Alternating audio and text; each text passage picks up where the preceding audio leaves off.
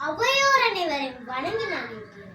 இன்று எனக்கு பேச கொடுத்திருக்கும் தலைப்பு எனது தாய்நாடு. எனது தாய்நாடு இந்தியா. நான் ஒரு இந்தியர் என்பதில் பெருமை அடைகிறேன். என் தாய்நாடு பல்வேறு வளங்களை கொண்ட உலக மகான்கள் பலரை தந்த உலகம் போற்று பல உயர்ந்த மதிப்பீடுகளை தந்த புண்ணியம் இந்தியா.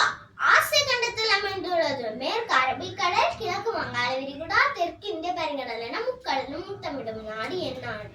வடக்கே இமயமலையை அரணாக கொண்டது உலகின் மிகப்பெரிய வளமான மக்கள் தொகையில் முதலாவது நாடு. இயற்கை வளம், மலை வளம், நீர் வளம், கடல் வளம் நிறைந்த செழிப்பான நாடு. உலகம் போற்றும் காந்திமான், திருக்குறளை தந்த வள்ளுவர், குழந்தைகளின் மாமா நேரு போன்றவர்களை தந்த பெருமைக்குரிய நாடு. உலகின் மிகப்பெரிய குடியரசு நாடு. 18க்கும் மேல் மொழி பேசும் மக்கள் சுதந்திர உணர்வுடன் பேசி பழகும் சுதந்திர பூமி என் தாய்நாடு. இத்தகைய சிறப்புகள் கொண்ட என் தாய்நாட்டை எண்ணி நான் மிகவும் வியப்படைகிறேன். வாழ்க இந்தியா, வளர்க என் உணப்பிறப்புகளான இந்தியர்கள். நன்றி.